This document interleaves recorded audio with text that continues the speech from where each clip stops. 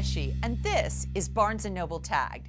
It's time to roll over Beethoven and tell Tchaikovsky the news. This Tagged is all about rockin' reeds. Plus, we have the author of 1,000 recordings to hear before you die right here with us in the Tagged studios. With the publication of his book, 1,000 Recordings to Hear Before You Die, Tom Moon is doing for music what Patricia Schultz, author of the phenomenal 1,000 Places to See Before You Die, does for travel. Tom Moon is an award-winning music journalist, a regular contributor to National Public Radio, as well as Rolling Stone and Blender. During his 20-year tenure as music critic at the Philadelphia Inquirer, his writings appeared in hundreds of daily newspapers and magazines. So let's just say, when it comes to music, the man knows his stuff. And we are thrilled to have him here in the Barnes & Noble studios. Tom Moon, you've been tagged. Thank you so much for being here with us. Thanks for having me. Now tell me about 1,000 recordings to hear before you die. 3.5 years, Oh every my day, gosh. waking up every morning, listening to 3 or 4 things before I had breakfast or while having breakfast.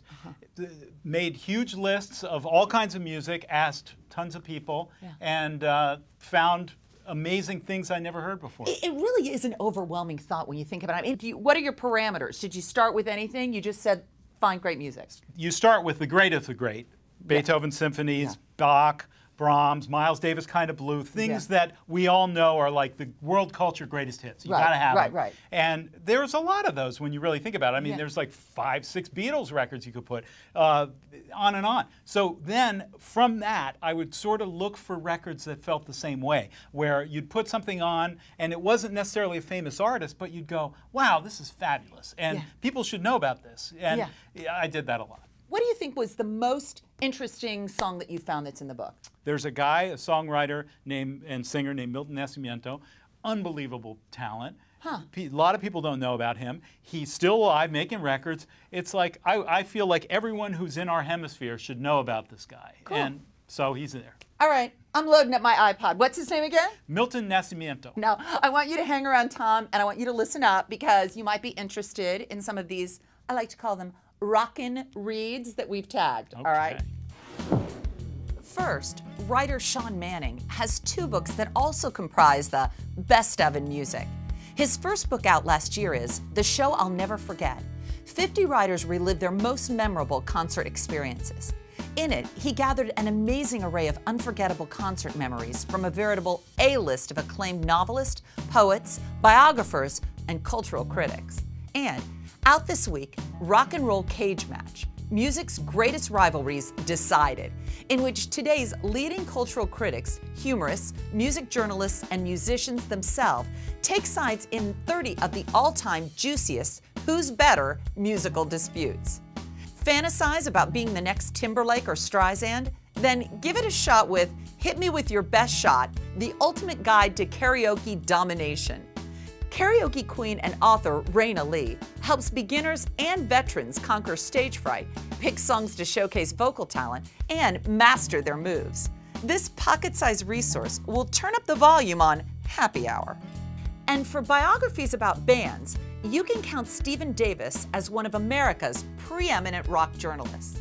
His biographies include Jim Morrison, Life, Death, Legend, and the New York Times bestseller Walk This Way, plus many more.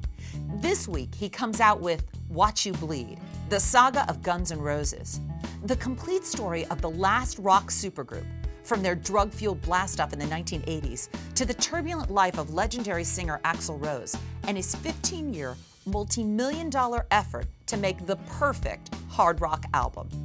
And for an autobiography, Wild Boy, My Life in Duran Duran, is the explosive first inside account of the high points and low days of Duran Duran, as told by the lead guitarist Andy Taylor. The band rose to conquer the globe with a string of unforgettable hits such as Rio, Hungry Like the Wolf, and The Reflex. But Wild Boy is also a moving story on a human level, as Andy describes how the pressures of fame took a terrible personal toll on him and his family. We want to know, what type of music makes it to your best of list? Go to bn.com/tagged, cast your vote, and we'll let you know the results next week.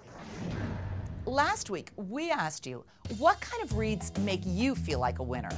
The majority of you said, biographies of the greats. Okay, after today's show, I don't know if I should be reading, listening, or practicing my karaoke. Whatever you choose to do, rock on. Thanks for watching Barnes & Noble Tagged.